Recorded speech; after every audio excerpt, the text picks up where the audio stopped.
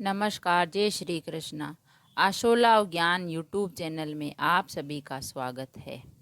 हम सुनेंगे समुद्र मंथन की कहानी। समुद्र मंथन भगवान शिव की विभिन्न कथाओं का वर्णन है।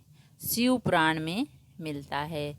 शिव पुराण की कथाएं बहुत ही अच्छी और समुद्र मंथन की एक कथा भी है। एक बार की बात है, शिवजी के दर्शनों के लिए दुर्वासा ऋषि अपने शिष्यों के साथ कैलाश जा रहे थे। मार्ग में उन्हें देवराज इंद्र मिले। देवराज ने दुर्वासा ऋषि को उसके शिष्यों को भक्तिपूर्वक प्रणाम किया। तब दुर्वासा ने इंद्र को आशीर्वाद देकर विष्णु भगवान का पारिजात पुष्प प्रदान किया। इंद्रासन के गर्भ में चूर इंद्र ने उस पुष्प को अपने ऐरावत हाथी के मस्तक पर रख दिया।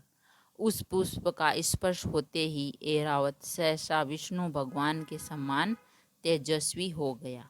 उसने इंद्र का परित्याग कर दिया और उस दिव्य पुष्प को कुचलते हुए वन की ओर चला गया।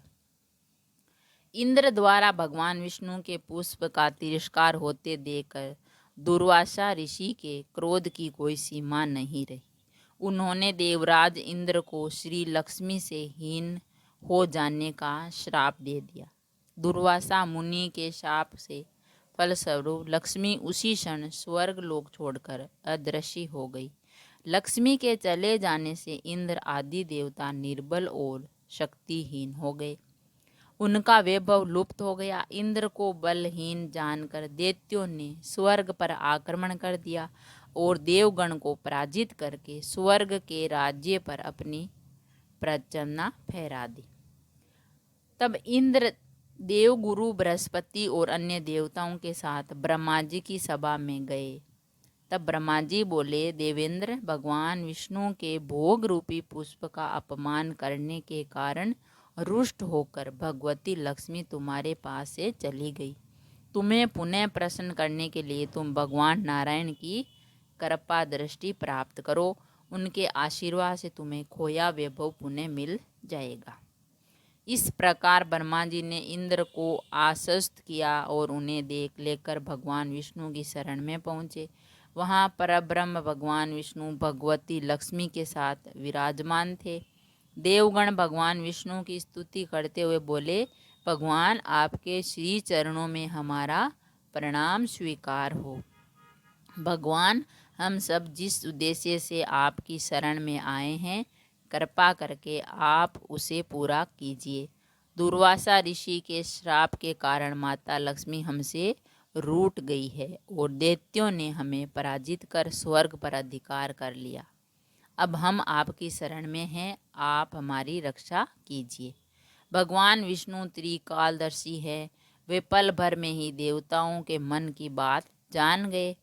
तब वे देवगण से बोले, देवगण, मेरी बात ध्यान पूर्वक सुने, क्योंकि केवल यही तुम्हारे कल्याण का उपाय है। दैत्यों पर इस समय काल की विशेष कृपा है, इसीलिए जब तक तुम्हारे उत्कर्ष और दैत्यों के पतन का समय नहीं आता, तब तक तुम उनसे संधि कर लो। क्षीर सागर के गर्भ में अनेक दिव्य पदार्थों के साथ साथ अमृत भी छिपा है। उसे पीने वाले के सामने मृत्यु भी पराजित हो जाती है। इसके लिए तुम्हें समुद्र मंथन करना होगा। यह कार्य अत्यंत दुष्कर है, अतः इस कार्य में दैत्यों से सहायता लेनी पड़ेगी। कूटनीति भी यही कहती है कि आवश्यकता पड़ने पर शत्रु को भी मित्र बना लेना चाहिए। तत्पश्चात अमृत पीकर अमर हो जाओ, तब दुष्ट दैत्य भी तुम्हारा अहित नहीं कर सकेंगे। देवगण वे जो शर्त रखें उसे स्वीकार कर लें। यह बात याद रखें कि शांति के सभी कार्य बन जाते हैं, क्रोध करने से कुछ नहीं होता। भगवान विष्णु के परामर्श के अनुसार इंद्रादित्य देवगण दैत्यराज बलि के पास संधि का प्रस्ताव लेकर गए। उन्हें अमृत के बारे में बताकर समुद्र मंथन के लिए तैयार किया। समुद्र मंथन के लिए समुद्र में मदराचल को स्थापित कर वासुकी नाग को रस्सी बनाकर बनाया गया। तत्पश्चात दोनों पक्ष अमृत प्राप्ति के लिए समुद्र मंथन करने लगे। अमृत पाने की इच्छा से सभी बड़े जोश और वेग से मंथन कर रहे थे। सहसा तभी समुद्र में से कालकूट नामक भयंकर विष निकला। उस विष की अग्नि से दसों दिशाएं जलने लगी। समस्त प्राणियों में हाहाकार मच गई। उस विष की ज्वाला से सभी देवता तथा दैत्य जलने लगे और उनकी कांति फीकी पड़ने लगी। इस पर सभी ने मिलकर भगवान शंकर की प्रार्थना की।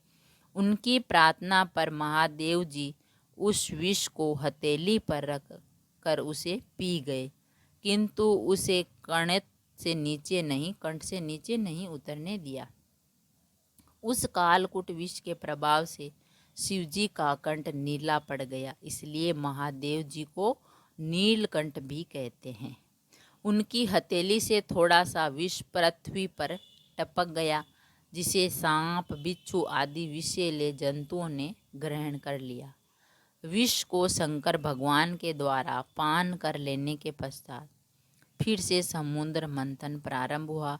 दूसरा रत्न कामधेनु गाय निकली, जिसे ऋषियों ने रख लिया। पर उज्जश्रेवा घोड़ा निकला, जिसे दैत्य राजा बलि ने रख लिया। उसके बाद ऐरावत हाथी निकला, जिसे देवराज इंद्र ने ग्रहण किया। ऐरावत के पश्चात कौस्तुभ मणि समुद्र से निकली, उसे विष्णु भगवान ने रख लिया। फिर कल्पदूप निकला और रम्मा नामक अप्सरा निकली। इन दोनों को देवलोकों में रख लिया। आगे फिर समुद्र के मंथने से लक्ष्मी जी निकली। लक्ष्मी जी ने स्वयं ही भगवान विष्णु को वर लिया। उसके बाद कन्या के रूप में वारुणी प्रकट हुई, जिसे दैत्यों ने ग्रहण किया। फिर एक के पश्चात एक चंद्रमा, पराजित वृक्ष और शंख निकले और अंत में धन्वंतरी वेद अमृत का घट लेकर प्रकट हुए। तो फ्रेंड्स, हमने जाना समुद्र मंथन कैसे हुआ, क्यों हुआ, उसके बारे में। अगर कहानी पसंद आई तो लाइक और शेयर ज़रूर करें। ऐसी ही कहानी और कथा सुनने के लिए चैनल को सब्सक्राइब करें। थैंक यू, धन्यवाद।